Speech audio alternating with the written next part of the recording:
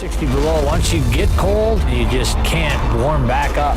The consequences are worse out here just because it's so... A single breath can freeze on contact with the Alaskan air. Yet Marty Meer Roto chose this icy edge of the world as his playground. Every dawn in Alaska begins with a silent dare from the wilderness, and Marty always answered it with a grin. Out on the trapline, he once muttered, "This is a good way to get some warm food in me without having to stop and build a fire just like Mama used to make, then crunch through snow that would humble most seasoned hunters." But Marty's story started far from this white kingdom. He was raised in rural Wisconsin, where endless green fields met dense forests that whispered to every curious child. His father, a veteran tracker, taught him to read paw prints in mud and hang snares with steady hands. Those misty mornings forged a bond between boy and wild that nothing could break. Late at night, Marty pored over dusty library books about Alaska, the last untamed corner of America. Page after page of frozen rivers and towering peaks set his heart racing. For many, that place meant danger, yet for Marty it symbolized freedom so vast it nearly hurt to imagine. On his 20th birthday, he made the leap. He threw ragged clothes and battered traps into an aging truck and rumbled north for thousands of miles, fueled by hope alone. No clever plan, little cash, but a giant belief that he could carve a life in the snow. His first nights were brutal. A flimsy canvas shelter flapped in sub-zero wind, while wolves howled in the distance. Dinner was often a single rabbit roasted over a guttering flame, but each bite tasted like victory. The deeper the hardship, the brighter his dream burned. Marty soon chopped trees by hand to raise a sturdy log cabin. Each swing of the axe echoed his resolve. Under starlight, he patched gaps, stacked firewood, and stitched clothes with numb fingers, refusing to yield to the cold. Those laborious months transformed him. He discovered a thrilling truth. Real freedom thrives where comfort is scarce. Standing alone among white peaks and endless pines, he felt the land merge with his very identity. In the hush of drifting snow, he vowed to live by 3 simple rules: respect nature, rely on skill, and savor every heartbeat.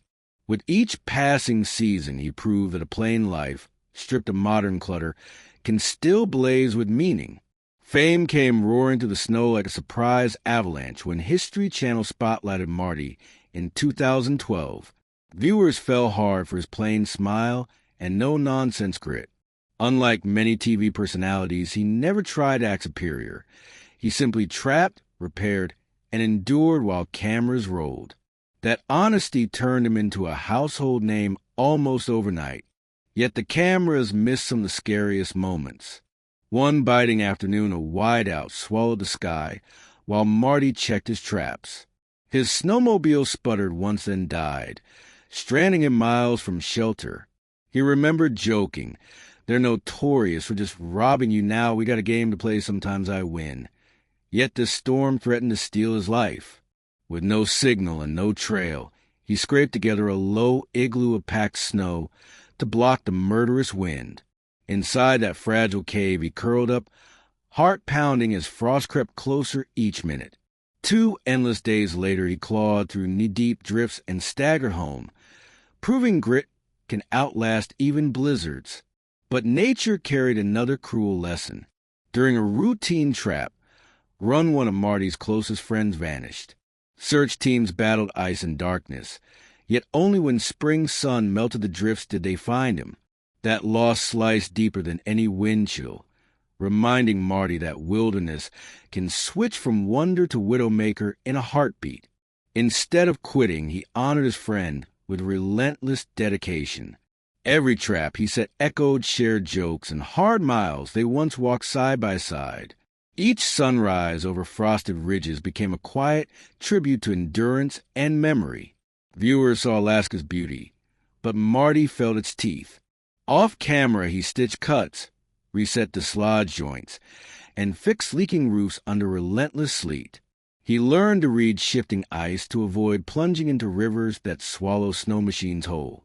Loneliness pressed like the cold itself, Yet he met it head-on, trusting strong faith and tougher resolve. Through it all, mountain men became more than a show. It served as Marty's open journal. Every episode carried a silent message that ordinary people can harness extraordinary courage.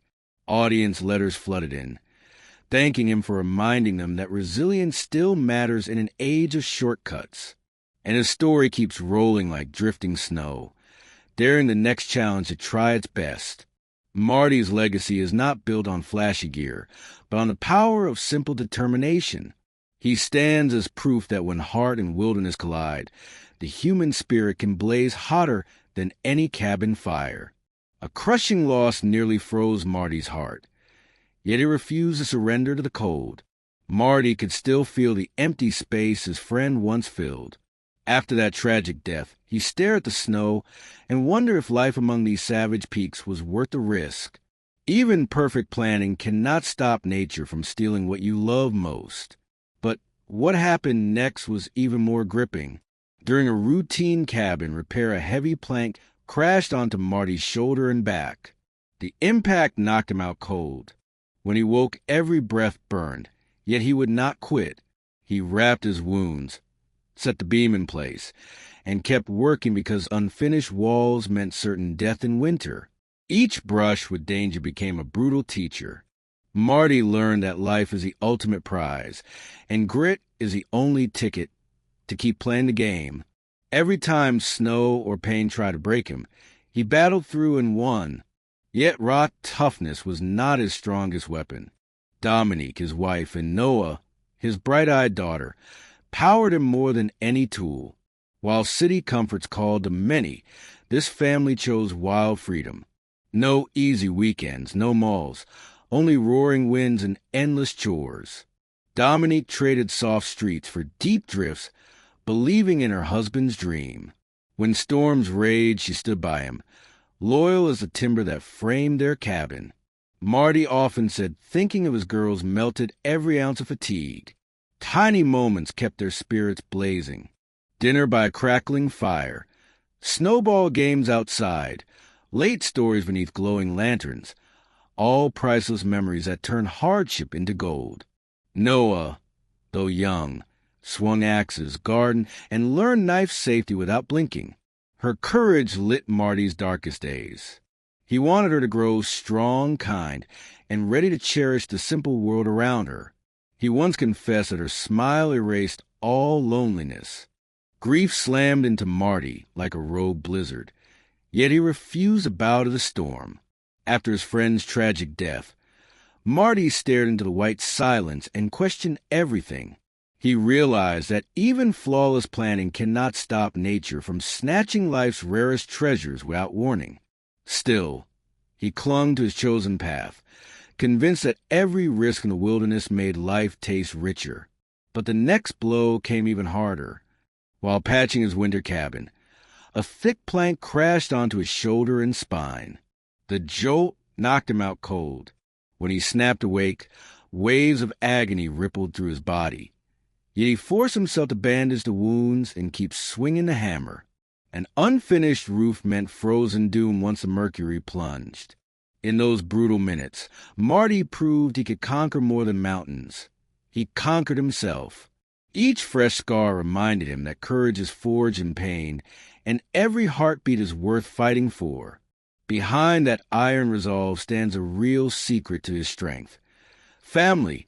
Dominique, his steadfast wife, and Noah, their adventurous daughter, give Marty a reason to rise before dawn. The trio traded city lights for endless snowfields, saying goodbye to easy weekends and hello to howling winds. Dominique, who once loved quiet parks, chose icy valleys because she believed in Marty. When storms pound the roof, she steadies him with gentle words and fierce loyalty. He often admits that thinking of her and Noah waiting by the fire melts every drop of fatigue. Simple rituals keep their spirits blazing. Dinner cooked over a crackling stove, late-night talks beside glowing embers, snowball skirmishes under a pink sunset. Each moment shines brighter than gold. Noah, though still young, swings an axe, plants gardens, and handles a knife with fearless focus.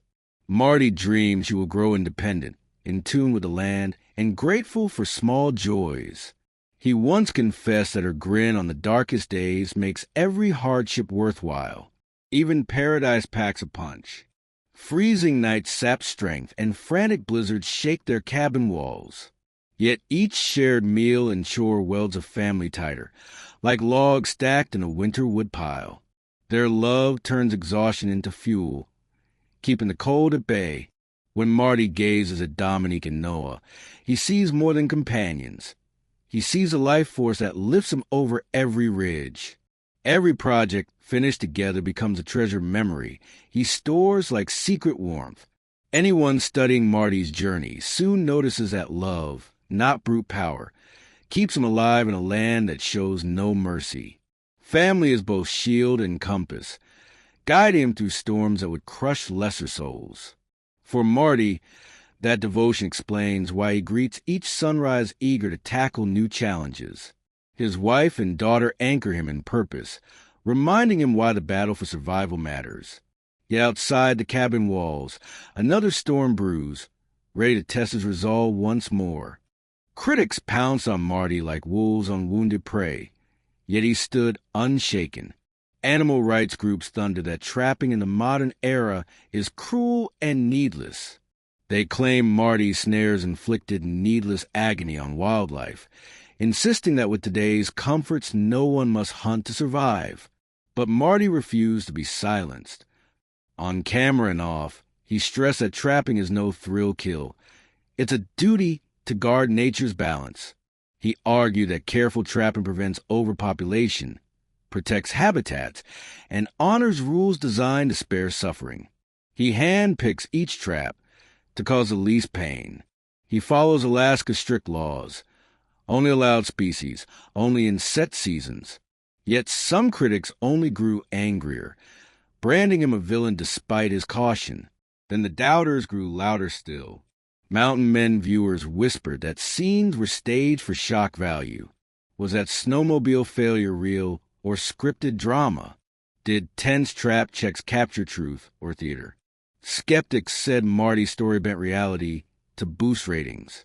Marty's defenders shot back, saying raw wilderness doesn't need scripts. Danger is real and merciless. Every on-screen crisis mirrored life off-camera, where storms and wildlife test human resolve daily.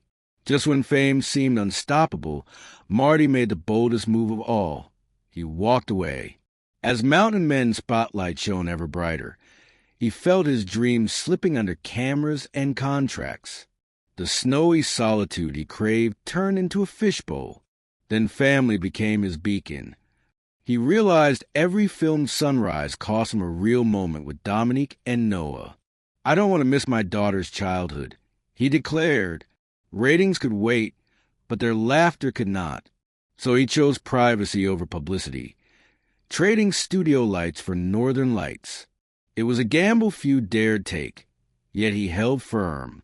What happened next shocked everyone. He vanished from TV but resurfaced in the wild, freer than before.